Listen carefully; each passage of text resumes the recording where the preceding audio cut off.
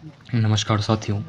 इस वीडियो में हम आपके साथ बात करने वाले हैं कुछ महत्वपूर्ण प्रश्न, उसी के टॉपिक कक्षा 10 सब्जेक्ट साइंस।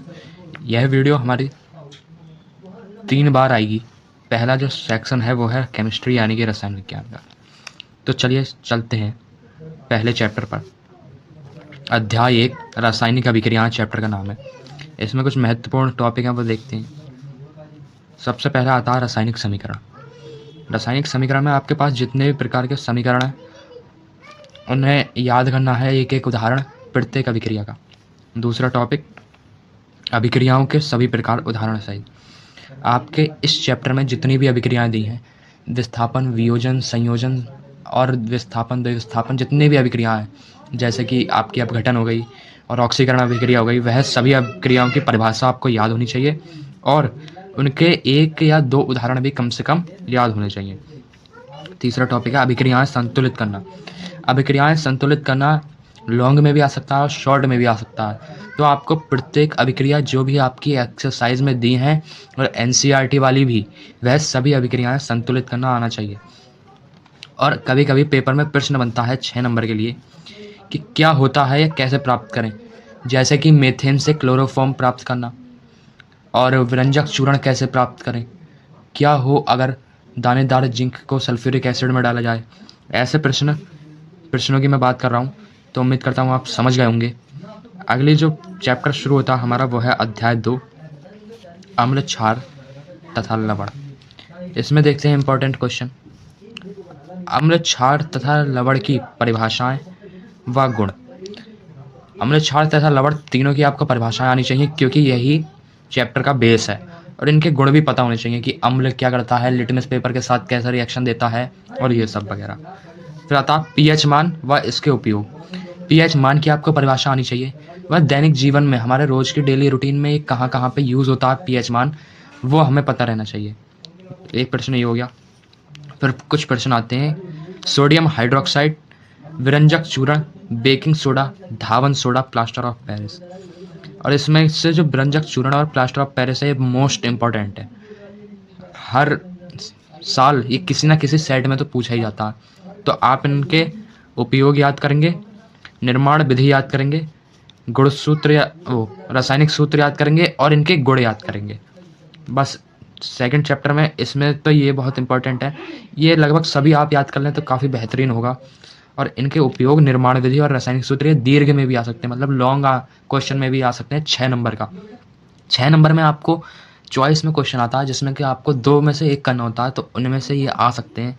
तो ये बहुत इंपॉर्टेंट है बोर्ड की दृष्टि से। और ठीक जैसे ये जो क्वेश्चन है ये चारों चैप्टर में आता है केमिस्ट्री के, इसमें भी वही है, क्या होता है और कैसे प्राप्त करें। जैसे कि इसमें मानिए प्लास्टर ऑफ पेरिस से जिप्सम प्राप्त करना है, या फिर जिप्सम से प्लास्टर ऑफ पेरिस प्राप्त करना है, और बुझे चूने से विरंजक चूर्ण प्राप्त करना है। तो ऐसे ही ये इधर भी कुछ रिएक्शन आ जाती हैं। अगला चैप्टर है धातु तथा अधातु, चैप्टर नंबर 3। इसमें जो पहला इंपॉर्टेंट टॉपिक आता है वो होता है भर्जन तथा निस्तापन। बहुत ही इंपॉर्टेंट है, इसे आप वेरी इंपॉर्टेंट में डाल सकते हैं, क्योंकि ये भी किसी न किसी सेट में तो आता ही है। और इसमें अंतर आ सकते हैं या इसमें समानताएं आ सकती हैं, वो आप एक बार इसे अच्छे से कवर कर लेंगे इस टॉपिक को। देखते हैं अगला वर्णित अभिक्रिया, मतलब चैप्टर में जितनी भी अभिक्रिया आपको बताई गई हैं, जैसे कि सिनेबार से मरकरी प्राप्त करना या दानेदार जिंक की अभिक्रिया, और वही सब अभिक्रियाएं जो हैं आपको याद करनी है, अच्छे से रटनी नहीं है, समझनी है। हर एक टॉपिक को आपको समझना है डिटेल से। अगर आपको किसी टॉपिक को समझने में दिक्कत आती है तो आप वो कमेंट में लिखें, मैं आपको उस टॉपिक को कवर करके दूंगा और गारंटी लूँगा कि आपको समझ आएगी। तो आपको पूरे टॉपिक में से कोई भी समझ नहीं आता है तो वो मुझे बताना, मैं आपको उसकी एक डिटेल्ड वीडियो बना के दूंगा। फिर अगला जो है वो है सक्रियता श्रेणी। किसकी सक्रियता श्रेणी? धातुओं की सक्रियता श्रेणी। संक्षारण और विकृत गंधता। संक्षारण जो है वो पहले चैप्टर में भी है, तो संक्षारण को आप पढ़ लें। संक्षारण वही होता है कि ऐसे किसी चीज़ पे जंग लग जाती है तो वो खराब होने लगती है। विकृत गंधता जैसे हमारे खाने पीने की सब्जियों में, मतलब खाने पीने के जो पैकेट फूड है उन्हें हम खोल के रख दें, उनका स्वाद कुछ समय बाद बदल जाता है, उसी को विकृत गंधता कहते हैं। मिश्र धातु। मिश्र धातु भी आप पढ़ लेंगे टॉपिक को डिटेल में। अगर आपके पास कोई क्वेश्चन बैंक है तो आप उससे तैयारी कर सकें, क्योंकि अब हमारे पास उतना जो है वो समय नहीं बचा है। अब मात्र कुछ महीने हैं आपके बोर्ड एग्ज़ाम के लिए। तो अगर इन कुछ महीनों में मैं आपके साथ दूँगा बोर्ड एग्ज़ाम में, और आपको कुछ भी दिक्कत आती है, आप अपने इस भाई को याद करना या अपने इस सर को याद करना, मैं आपकी हर एक दिक्कत को सॉल्व करूँगा। अगला टॉपिक है गालक। गालक एक आता है टॉपिक, उसे आप पढ़ना, और विद्युत रासायनिक श्रेणी भी पढ़ना। और इसमें जो दो ये श्रेणियाँ हैं, एक सक्रियता और एक विद्युत रासायनिक श्रेणी, इन दोनों को आप डिटेल में पढ़ लेना। ये आपके लिए कोर कार्बन एवं उसके यौगिक। इसमें पहला जो टॉपिक आता है कार्बन के गुणधर्म, मतलब कार्बन कैसी प्रकृति रखता है, कार्बन की चतुष्फलकीय प्रकृति भी और अन्य सभी प्रकृतियाँ आपको इधर बतानी है और याद करनी है। समजातीय श्रेणी ये याद करना। और ये जो चैप्टर है, ये चौथा चैप्टर, ये केमिस्ट्री का सबसे ही ज़्यादा इम्पोर्टेंट चैप्टर है, और इसमें से काफ़ी सारे ऐसे टॉपिक्स हैं जो कि इम्पोर्टेंट हैं और अक्सर हमारे एग्ज़ाम में पूछे जाते हैं, और इसलिए इस वीडियो में सबसे ज़्यादा टॉपिक भी इसी चैप्टर के। दूसरा जो टॉपिक है वो आता है संतृप्त तथा असंतृप्त हाइड्रोकार्बन। इसमें क्या आता है, एल्कीन और एल्काइन आते हैं इसमें। संतृप्त हाइड्रोकार्बन में एक बॉन्ड आता है कार्बन कार्बन के बीच, और असंतृप्त में कार्बन कार्बन के बीच दो बॉन्ड आते हैं तो एल्कीन, और अगर तीन बॉन्ड आते हैं तो एल्काइन।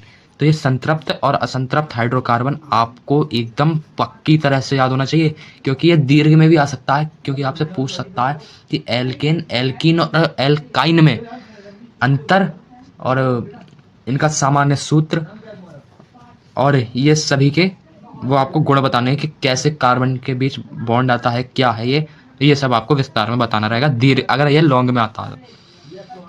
प्रतिस्थापन अभिक्रिया, प्रतिस्थापन अभिक्रिया हमने पढ़ी फर्स्ट चैप्टर में। और इधर क्या होता है, कार्बनिक यौगिक, मतलब जो कार्बनिक कंपाउंड होते हैं, ऑर्गेनिक कंपाउंड, उनमें प्रतिस्थापन अभिक्रिया हमें बतानी रहती है। और चौथा आता है साबुन का निर्माण, यानी कि साबुनीकरण। एक टॉपिक आता है इसमें साबुनीकरण, उसी में होता है मिसेल, और उसमें काफ़ी सारे साबुन की संरचनाएं वो आपको सब इसमें बतानी रहेंगी। देखिए लिखा मिसेल और निर्जलीकरण, इन दोनों टॉपिक को आप अच्छे से पढ़ेंगे। कोशिश करना आपके पास जो क्वेश्चन बैंक है उसे आप इन कुछ महीनों में पूरा निपटा दें, शुरू से लेकर एंड तक एक एक क्वेश्चन आप उस क्वेश्चन बैंक का याद करें। मैं आपसे याद करने को कह रहा हूँ, समझने को कह रहा हूँ। मैं आपसे ये नहीं कह रहा कि उस क्वेश्चन बैंक को रट लीजिए, क्योंकि रटा हुआ कुछ दिनों तक याद रहेगा, फिर आप उसके बाद भूल जाएंगे। अगला हमारे पास आता है एथिल अल्कोहल और एसिटिक अम्ल। ये दोनों ही बहुत इंपॉर्टेंट है। ये भी ठीक जैसे मैंने आपको बताया व्यंजक चूर्ण वगैरह के बारे में, ठीक वैसे ही ये 6 नंबर में आ सकता है चॉइस में। तो इनकी भी वही गुण, निर्माण विधि, रासायनिक सूत्र व इनके उपयोग, ये सभी आपको तैयार करने हैं। और सभी प्रकार के IUPAC नामकरण पद्धति। IUPAC is the most important topic of this chapter. ये जो चैप्टर है वह आधारित ही IUPAC पे। IUPAC इससे आनी भी है, कभी हार्ड आ जाती है तो कभी इजी आ जाती है, कभी लॉन्ग में आ जाती है तो कभी शॉर्ट में भी आ जाती है। तो IUPAC आपको आनी चाहिए इसकी। और आखिरी जो टॉपिक है केमिस्ट्री का वो है वही जो हम 3 में पढ़ते आ रहे हैं, क्या होता है या कैसे प्राप्त करें। इसमें हमें सारी उसी की, जैसे सोडियम हाइड्रोक्साइड से एथिल अल्कोहल की अभिक्रिया जब सोडियम हाइड्रोक्साइड से कराई, ऐसे ही जो टॉपिक है वो आपको इस वाले में केमिकल रिएक्शन में करने हैं।